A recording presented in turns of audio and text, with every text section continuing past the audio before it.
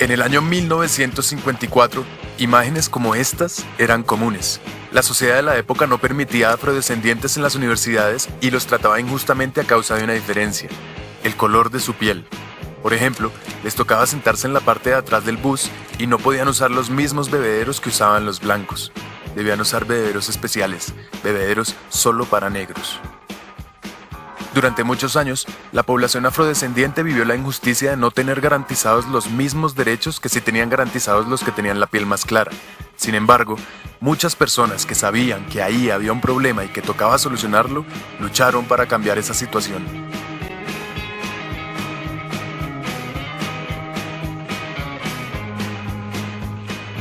Después de algún tiempo y muchas luchas, en 1964 se aprobó el Civil Rights Act, un papel que dice que sí, los afrodescendientes sí tienen los mismos derechos que los blancos y no debe existir ninguna clase de discriminación en su contra. Aunque con que ese papel existiera y estuviera en el Congreso no se iba a arreglar todo de la noche a la mañana. Una ley es un papel, y para que llegue a la realidad hace falta mucho más trabajo.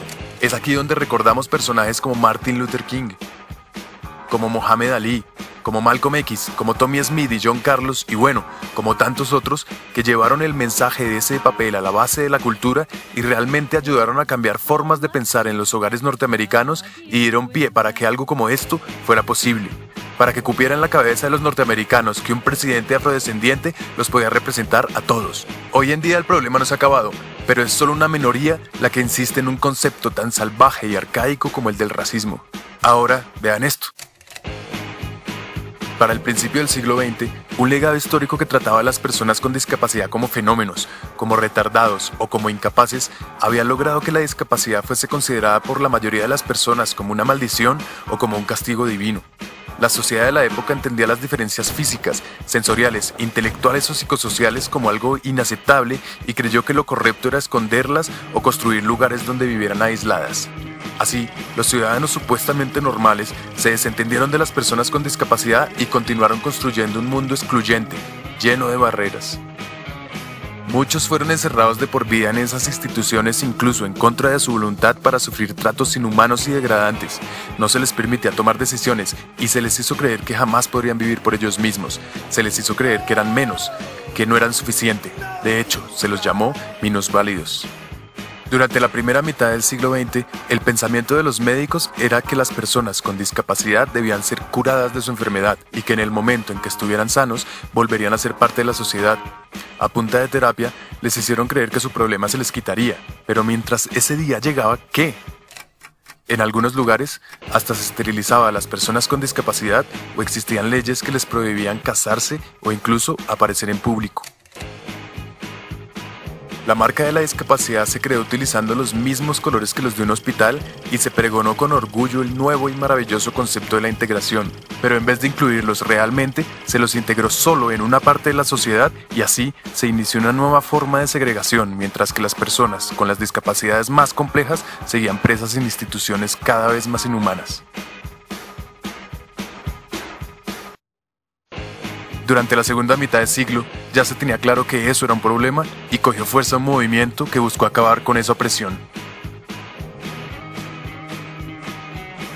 Inspirados en otros movimientos de derecho civil, las personas con discapacidad empezaron a manifestarse demandando sus derechos.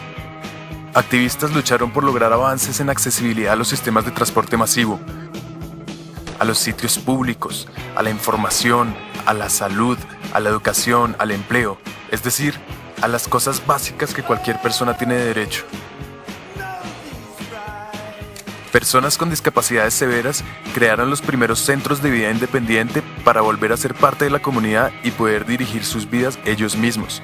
Se empezó a usar la consigna "nada sobre nosotros, sin nosotros", y así se empezó a participar en el proceso de diseñar leyes que realmente los tuvieran en cuenta.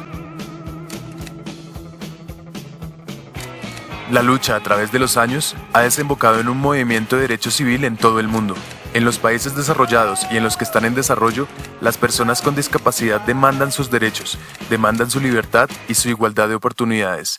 Y aparte de las leyes que en cada país se han ido desarrollando, en 2006 aparece la Convención de Derechos de Personas con Discapacidad de Naciones Unidas, un instrumento internacional que dice que la discapacidad no la tiene la persona, sino que resulta de la interacción entre personas con deficiencias y las barreras debidas a la actitud del entorno que evitan su participación plena y efectiva en la sociedad en igualdad de condiciones con las demás.